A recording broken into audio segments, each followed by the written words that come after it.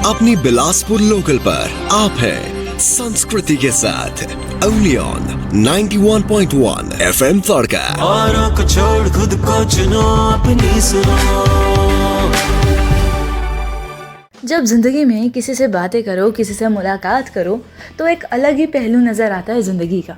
इसीलिए तो मैं आपको हर शाम इस वक्त किसी नए शख्स से मिलवाती हूँ, ताकि ज़िंदगी की एक नई परिभाषा हम सभी को सुनने को मिले, हम सभी को पहचानने को मिले।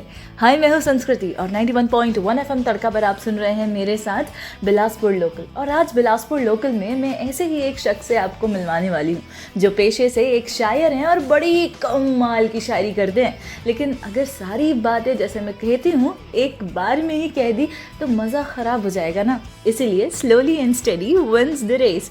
सो let's take a short break. Till then you take a small rest and have a cup of tea, क्योंकि चाय का तो कोई वक्त नहीं होता। और सुनते रहिए 91.1 FM तड़का, अपनी सुनो। औरों को छोड़ खुद को चुनो, अपनी सुनो। टाडा!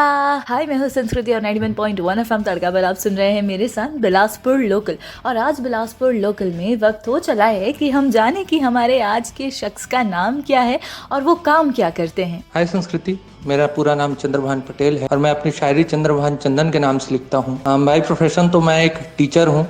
कोचिंग सेंटर में अलग अलग सब्जेक्ट पढ़ाता हूँ और मुझे शायरी कहने से ज़्यादा पसंद शायरी सुनना और शायरी पढ़ना है। अगर मैं शायरी ना भी कहता तो मुझे शायरी से उतनी ही मोहब्बत होती जितने की अभी है। तहजीब हाफी का एक शेर है कि मैं सुखन में हूँ उस जगह की जहाँ सांस लेना भी शायरी है मुझे। तो कुछ उस तरह के मामलात मेरे साथ चल रहे हैं। और इसी के साथ परिचय का जो ये समय था ये यहीं पे समाप्त होता है और आगे सवाल इंतज़ार कर रहे हैं चंदन आपका।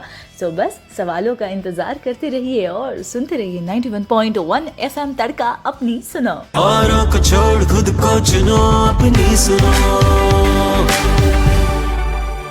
ऐसा अधिकतर होता है कि कोई शख्स अगर शायर है तो उसके जितने भी दोस्त हैं ना वो जुट जाएंगे, बस यार हमारे लिए शायरी लिख देना, यार हमारे लिए कुछ कविता लिख दे ताकि हम भी अपनी महबूबा को थोड़ा इम्प्रेस कर पाए। तो चंदन, मैं आपसे बस ये जानना चाहूँगी कि क्या आप भी कभी इस तरह की सिचुएशन में आए हैं या आप किसी के लिए शायरी लिख दी है या फिर थोड़ा सा लगा है कि अरे यार अभी तो तुम मुझे और मनाओ, अभी तो मैं और नखरे दिखाऊंगा। जी संस्कृति, अब पता नहीं है मेरी ऐब है या खूबी है कि मैं चाहते हुए भी किसी के कहने पे या किसी के लिए शायरी नहीं लिख पाता हूँ। मैं तभी लिख पाता हूँ जब मेरा दिल करता है। हाँ, ये ज़रूर हुआ है कि किसी लोगों के सिचुएशंस के अनुसार मैं अपनी लिखी हुई शायरियाँ भेज देता हूँ और ऐसा भी कई बार हुआ है कि मेरी शायरी से लोगों के ताल्लुकात सुधर गए हों। और यही एक सही शायर की पहचान है कि वो शायरी अपने लिए लिखता है। हाँ, वजह कोई और हो तो बात अलग है, लेकिन शब्द तो अपने लिए ही रहते हैं। लेकिन आपसे आपकी शायरी सुने बिना तो हम आपको जाने देंगे ही नहीं, इसलिए आप अपनी शायरी के साथ